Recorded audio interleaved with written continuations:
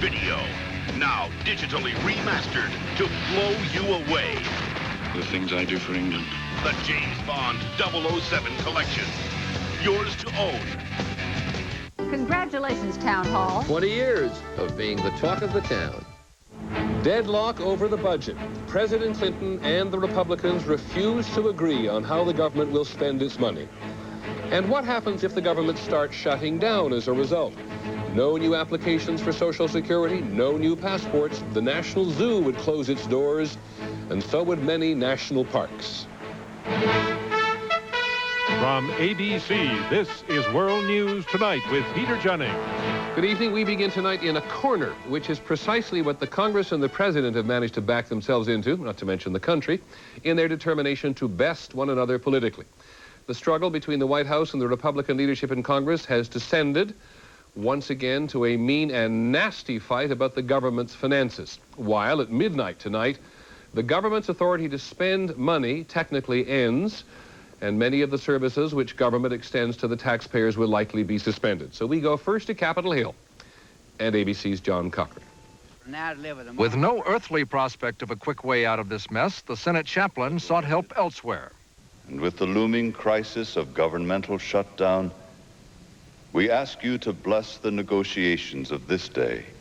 But there were no negotiations, and senators are getting anxious calls from people back home, especially veterans who celebrated Veterans Day, wondering whether their benefit checks will stop. I want to take the floor to tell the veterans of this country that most certainly they will be paid. With polls showing that deadlock is hurting Republicans more than President Clinton, Newt Gingrich said people don't understand that the president refuses to bend. That's his prerogative. He's President of the United States. But I think for the people whose offices will be closed tomorrow, for the citizens who will not be able to get services tomorrow, it's very sad to see the president choose this political game rather than sitting and talking and negotiating like adults. Republicans have offered a temporary measure that would provide money for federal spending until December 1st, but spending levels would drop 40% during that period, and monthly Medicare premiums would rise in January from $46.10 to $53.50.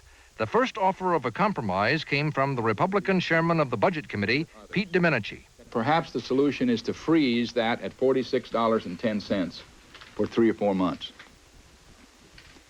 Everybody wins. The $46.10 means nobody gets an increase, nobody gets a decrease. But Domenici had trouble selling his compromise to either the White House or even to his fellow Republicans in the House. Bob Dole said Congress will remain in session late tonight, just in case the president wants to negotiate. We're prepared to act up until midnight or after, if necessary, to prevent a shutdown of the federal government. But virtually no one expects an 11th-hour compromise that would avert a partial shutdown of the government. If there is any encouraging news out of all this, it is that now that both sides have made their political points, maybe now they'll get down to some real negotiating. John Cochran, ABC News, Capitol Hill. This is Britt Hume. The president said today that Republicans are trying to use emergency bills to keep the government funded as a way to force through parts of their budget, and he said he would not allow it. Before a group of Democratic activists, it was clear he was warming to the battle. I will fight it. I am fighting it today. I will fight it tomorrow. I will fight it next week and next month. I will fight it until we get a budget that is fair to all Americans. The president objects to that stopgap spending bill to keep the government open on 2 grounds. It would increase Medicare premiums in January, and it would hold most other government spending to only 60% of current levels during the 18 days the bill is in effect. Press Secretary McCurry said eliminating the Medicare premium increase would be enough to get talks started, but it would not ensure that the president would sign the bill. The president is very concerned about 60% funding level. He has made that clear repeatedly in the statements he's made the last 2 days, and that just isn't unacceptable. So that's a veto. Continue. So that means a veto, correct? It's unacceptable. Though McCurry never quite said the president would veto the measure on the spending alone, Republicans immediately accused the president of trying to protect higher spending. The real reason they are vetoing this stopgap spending measure is because they're opposed to cutting spending in the federal government. The reason this fight has been so fierce is that each side is trying to gain the upper hand for the much larger battle ahead over balancing the budget and on whose terms. Compared to that, this is just a skirmish. Britt Hume, ABC News, the White House. For the record, this is not a unique confrontation between the Congress and the President. There have been 9 other times in the last 14 years. And on 4 of those occasions, government workers have been told to stay at home until emergency spending bills were passed. Which brings us to what if the government does start closing shop tomorrow? What might it mean to you? And since it is your money we're talking about, will shutting down the government save any of it? Here's ABC's John Martin. All across Washington today, the government was preparing to shut down operations. If you worked at the Library of Congress and called in, you heard this. This is the emergency information line for Library of Congress employees. At the library and hundreds of other agencies, it was business as usual today, but managers were preparing for the unknown tomorrow. In a shutdown, 800,000 of more than 2 million government workers will be sent home. Thanks to a Republican promise not to dock their salaries, they will still be paid. The Social Security Administration will furlough 60,000 workers. It will pay $11 million a day in salaries. For emergencies, the agency will keep 4,800 employees at work in 1,300 field offices. It will still issue checks, $26 billion to 43 million recipients, but will allow no new applications. As for Medicare and Medicaid, claims will still be processed because of contracts with private companies. But federal workers at the Department of Health and Human Services, 27,000 of them, will be sent home. Nearly half the Treasury Department will be on furlough. At the Department of Transportation, 22,000 workers will leave. There will be inconveniences. Travelers will not be able to get passports from the State Department, and journalists won't be able to ask questions at a State Department briefing, which will be canceled without electricians to light the room. Still, not everything will close. State Department employees at the Bosnian peace talks will stay on the job as essential. With a shutdown, you might expect the government to save money, but the irony is that in some cases it will cost money. Example, at the United States Information Agency, computer expert Ahmed Mazashi was in the first day of teaching USIA employees a senior manager course. USIA hired him for a week. It expects to cancel and restart the class after the shutdown, but the government will still have to pay him for the lost time. $2,500 to $3,000 maybe. Really? Yeah. So that's basically $2,500, $3,000 that, gone? Mm-hmm. Some analysts say privately the cost of shutting down the government may be as little as $3 to $10 million a day. That might not seem much for an entire government, but still, that's your money. John Martin, ABC News, Washington. One thing we do learn from this government crisis is how many people it takes to keep the space shuttle flying. About 50. The engineers who staff mission control of the Johnson Space Center will not be affected by any government shutdown, but most of the Space Center's other 3,000 employees will stay home.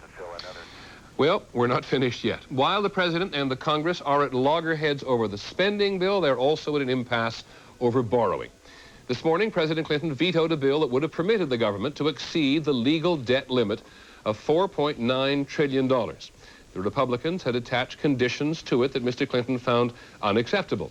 The Treasury Secretary, standing there in the background, says he can juggle enough money around so the government will be able to make interest payments on government bonds for now. When we come back, Americans are the victims of a car bomb in Saudi Arabia. And those Jews in the United States who defend the assassins of Yitzhak Rabin. World News Tonight with Peter Jennings and Your Money are brought to you by the companies of the Travelers Group. Some people see the world of financial services as it is. Others see it as it can be. Bolder, more creative, easier and faster to travel, able to offer new products and services by combining the best thinking of the best minds in investing, insuring, and lending. The new Travelers Group. Share the vision. Travelers Group. There are those among us with very simple tastes. They only want the best. And for them, there's Fancy Feast gourmet cat food. Exceptionally moist and delicious. Fancy Feast. Good taste is easy to recognize. AARP and Centrum Silver salute John Whitaker. For helping others, John is honored with a Legacy Award by AARP and Centrum Silver. The Centrum specially formulated for your changing nutritional needs after 50. It's a great time to be silver. In Saudi Arabia today, a bomb, apparently hidden in a van, exploded at an office building in Riyadh where the United States helps train the Saudi National Guard. 4 Americans were killed, at least 35 people were wounded. And here's ABC's John McWethy. The car bomb exploded just before lunch near the snack bar in an office building full of about 300 Americans. It blew out the whole side of my office. I saw my balcony go. I saw the wall go. I saw the ceiling come down. I saw the support beam fall on my desk. The Americans were there to help train the Saudi National Guard. The United States is outraged by this cowardly act of terrorism, and we condemn it in the strongest possible terms. Though 2 obscure groups claimed responsibility, U.S. officials believed whoever did it came from the growing Islamic extremist movement in Saudi Arabia, which is bitterly anti-Western. American soldiers, who are generally kept away from the Saudi population, are seen by these extremists as being a corrupting influence on the Muslim state.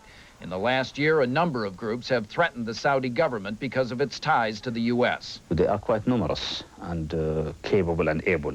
The amazing point is that they did not start before that. They believe that the United States of America runs Saudi Arabia indirectly through the royal family.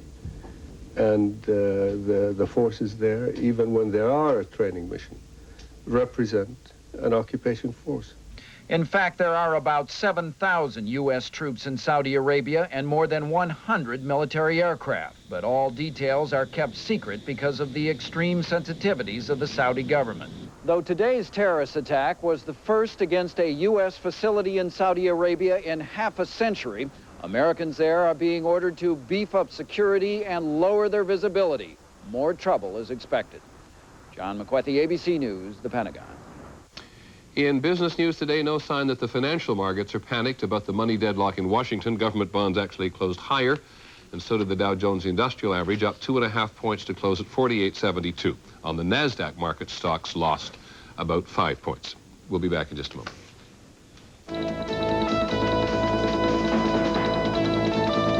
My dad has been my dentist since my first tooth has come in. This is the first toothpaste that he's ever sent me. This is Tartar Control Mentadent with fluoride, baking soda, and peroxide. Mentadent helps stop tartar before it forms. Tartar Control Mentadent. It has everything. For a conquest like this, you need the cushioning and support of a walking shoe and the nerve to look down. Easy Spirit. Inside's our walking shoe, outside's the whole world. When I was young, you and Mom made sure I ate right. Well, you were my little girl. Well, today we're listening to our doctors and taking better care of our health with Ensure. Ensure is recommended #1 by doctors as a source of complete, balanced nutrition. More than a vitamin supplement, Ensure has all the nutrients adults need to help stay healthy, active, be energetic. Drink Ensure as a meal. Or in between. Ensure. To your health, Dad. To our health. Ensure, recommended #1 by doctors. In business, you can't always count on having enough time.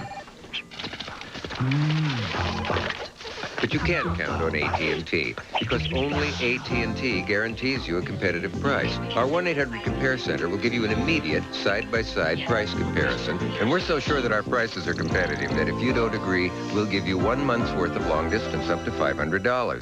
These days, you can't count on much, but you can count on AT&T for the life of your business. Will that be a window or aisle? Sir. Window. Aisle seat.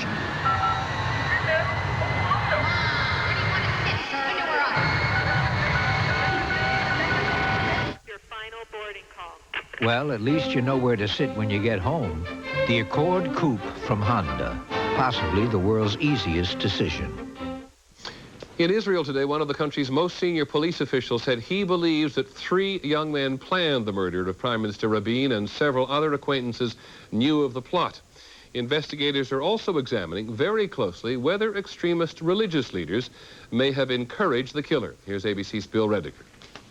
Religious leaders from Jewish settlements and the occupied territories called an emergency meeting in Jerusalem today to support two of their own, Rabbis Dov Lior and Nahum Rabinovitz, who have been accused of issuing religious decrees that permitted or encouraged the assassination. The insinuations against the rabbis are a total lie, said this leader. Thou shalt not kill. Killing is the worst sin. Israel's chief rabbis have postponed a hearing until after a police investigation is complete. Yoel Ben-Nun, the rabbi who first brought the issue to public attention, is now under heavy guard, the latest Israeli to receive death threats. I am not afraid. I have fought in 3 wars, he says. I will continue my public struggle against these religious leaders who don't represent anybody. Whether Rabin's assassin had the blessing of a rabbi may eventually be revealed in court. Israeli television tonight reported that Yigal Amir will be charged with first-degree murder within 10 days. He has said only that he acted with God to prevent Rabin from handing over any more land to Palestinians. That handover continued today on schedule as a convoy of Israeli troops pulled out of the West Bank city of Jenin. I feel like a blind man who woke up able to see, said one villager. God is great, chanted others. Jubilation after 28 years of occupation. By Wednesday, more than 1,000 Palestinian police will provide security in Jenin. Without a doubt, said the new police chief, this day crowns the work of Prime Minister Rabin, who lost his life working for peace. Bill Redeker, ABC News, Tel Aviv. These serious divisions within Israel, which we've been reporting on, have an American connection. There is no way to get a handle on the number of American Jews militantly opposed to Israel's withdrawal from the West Bank and Gaza. But the Israeli government now says the most extreme of them present such a threat to Israel's national security they may no longer be allowed to even visit. Here's ABC's Deborah Amos. These are angry voices. He was a traitor to the Jewish people, and he's responsible for Jewish blood. These are American accents. He deserved what he got, and he got it. Some of the angriest debates about the future of Israel are echoed here in Brooklyn. He was an enemy of the Jews. Now, an anger so intense, there are open calls for violence. Blessed be the bullets. Last night, on a Manhattan cable TV channel, an attack on Rabin's successor. Please God, another hero will come along and do the same to Shimon Peres. A telephone hotline solicits funds to defend Rabin's assassin. We urge all Jews to organize appeals to help this great Jewish hero, Yigal Amir. Earlier this year, the Jewish Press, a New York newspaper with 90,000 readers, compared the Israeli government to Nazi collaborators. This American rabbi issued a controversial religious ruling. He called Prime Minister Rabin a traitor, a sin punishable by death. Gad Ben-Ari, an ex-aide to the slain prime minister, says it was incitement. There are a few rabbis in Israel who are responsible for what happened. There are certainly rabbis, responsible rabbis here in New York as well as in other parts of the world. The U.S. Justice and Treasury Departments are looking into links to see whether American groups may be funding violence in Israel. Author Robert Friedman writes about Israel's extremists. Jewish extremists carry bags of cash out of New York to Israel. It's very difficult for the government to monitor this cash flow and to stop the funds, but Jewish extremists in Israel depend on this money. And now there are calls in both Israel and New York to limit immigration to Israel for some American Jews. It's a change in one of the fundamental principles of the Israeli state, the right of all Jews to return. Deborah Amos, ABC News, New York. When we come back, the search for a suspected killer which ends on a Kentucky highway.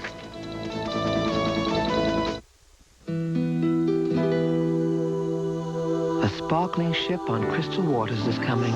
Absolutely gorgeous. It was so much fun.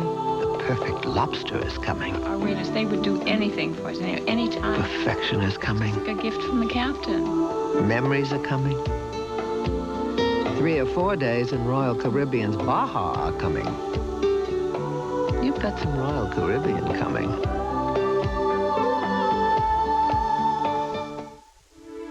The Braun Oral-B Plaque Remover has a unique cup-shaped brush head that removes plaque more effectively than a manual toothbrush, leaving your teeth so clean you can feel it. The Braun Oral-B Plaque Remover. cleans better than a manual toothbrush. Mighty Dog presents Sam. Now that she's over 7, there's Mighty Dog Senior. Specially formulated with 25% less fat and extra nutrients to meet her needs. It makes your dog a Mighty Dog. Ford introduces the all-new Taurus. For those who want to have it all and take it all with them. For those who have an eye for design and a passion for performance. And for those who want the latest in safety, including standard dual airbags and available anti-lock brakes. The all-new Ford Taurus wagon. For those whose dreams are a little bigger. Making the dream come true. Sarah has diabetes, but thanks to a medicine developed by Eli Lilly and Company, she's doing just fine. Today, Lilly is doing more than ever. By collecting, analyzing, and sharing information from around the world, Lilly keeps healthcare professionals up to date with more effective ways to help their patients like Sarah live healthier, more active lives. Eli Lilly and Company. Knowledge is powerful medicine. A nationwide search for a man suspected of killing repeatedly is over. The suspect's mother had pleaded with him on television to give himself up. Today, he did. Eventually. Here's ABC's John Donovan. If Glenn Rogers is who the police think he is, he's another one of those drifters with a certain charm and a need to kill. Since September, Rogers of Hamilton, Ohio, has been in California, Mississippi, Florida, and Louisiana. In each place he visited, police say, he picked out a woman, someone he would just start talking to and befriend and spend time with. They all ended up dead. One strangled and left in a truck that was set on fire. 3 stabbed to death, including Linda Price of Jackson, Mississippi, whose mother vividly remembers Glenn Rogers and his charm. He's been at my house and eat at my table. He was beautiful. You know, you don't say a guy is beautiful. He had an angel look on his face. The person with that face is also wanted for killing a 71-year-old man from Rogers' home state, Ohio, in 1994. California police believe that Rogers may be connected to at least 3 other murders near Los Angeles in 1993. This afternoon, Rogers led police on a 15-mile chase through central Kentucky. It ended here when his car ran off the road. Rogers, who reportedly boasted to friends about killing, gave up then without a fight. John Donovan, ABC News. Some other news items today. The husband of a Utah congresswoman is missing. Tonight, the husband of Enid Waldholtz has reportedly disappeared with $2 million in campaign funds from her 1994 election. Joe Waldholtz had served as his wife's campaign treasurer. A coalition of 40 organizations, including insurance companies and public interest groups, appealed to President Clinton today to veto legislation that would eliminate the national 55-mile-an-hour speed limit. They believe that higher speeds could mean 6,000 more deaths on the roads in a year. And in Los Angeles, scientists have grown a tiny green shoot from a lotus seed. Not that astounding until you learn the seed was nearly 1,300 years old. The seed was found in China and was around before Marco Polo got there. University of California researchers say the seed could hold secrets on how to slow down the aging process in humans. When we come back, the wild horses of Cumberland Island. Too many for nature to handle.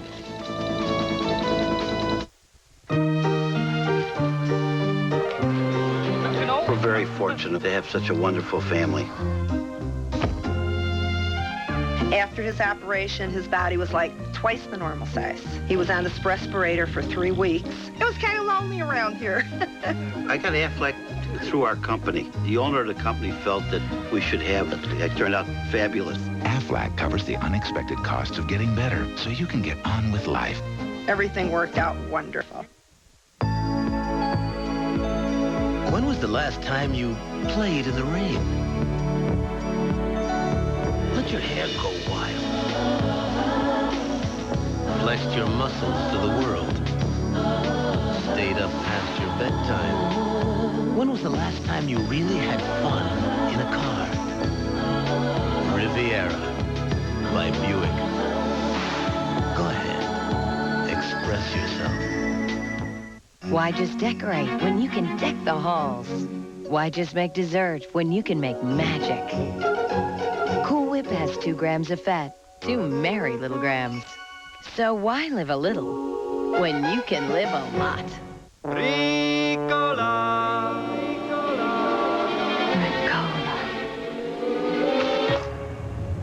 All-natural Ricola herb cough drops from Switzerland. Now available in more convenient locations.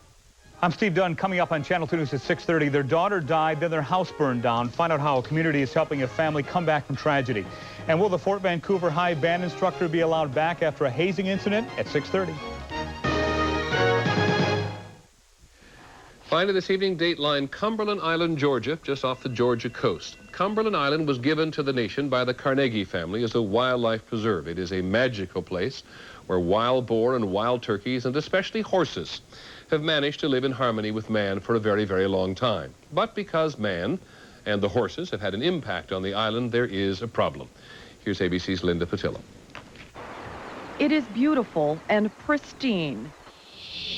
An anachronism in an age of overdevelopment.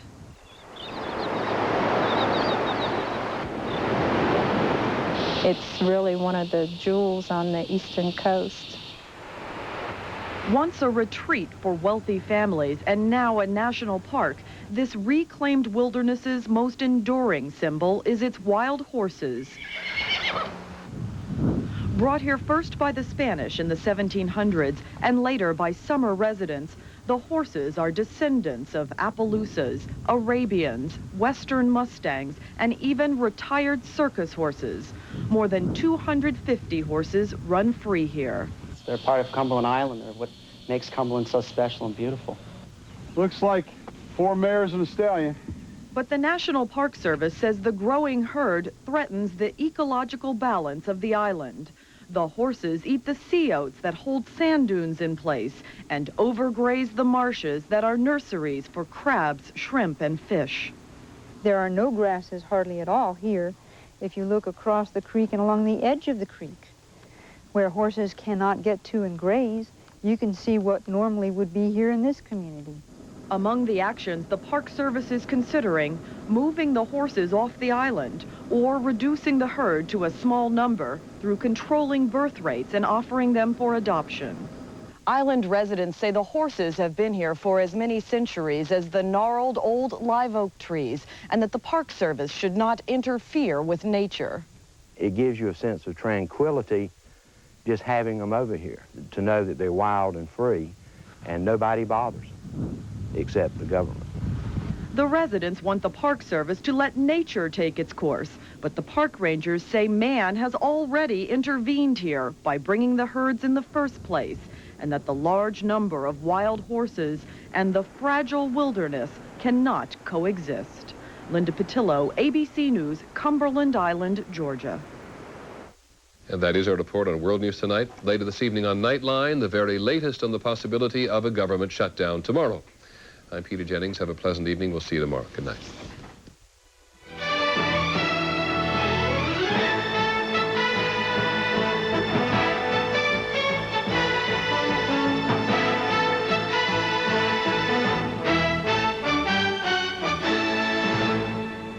This has been a presentation of ABC News.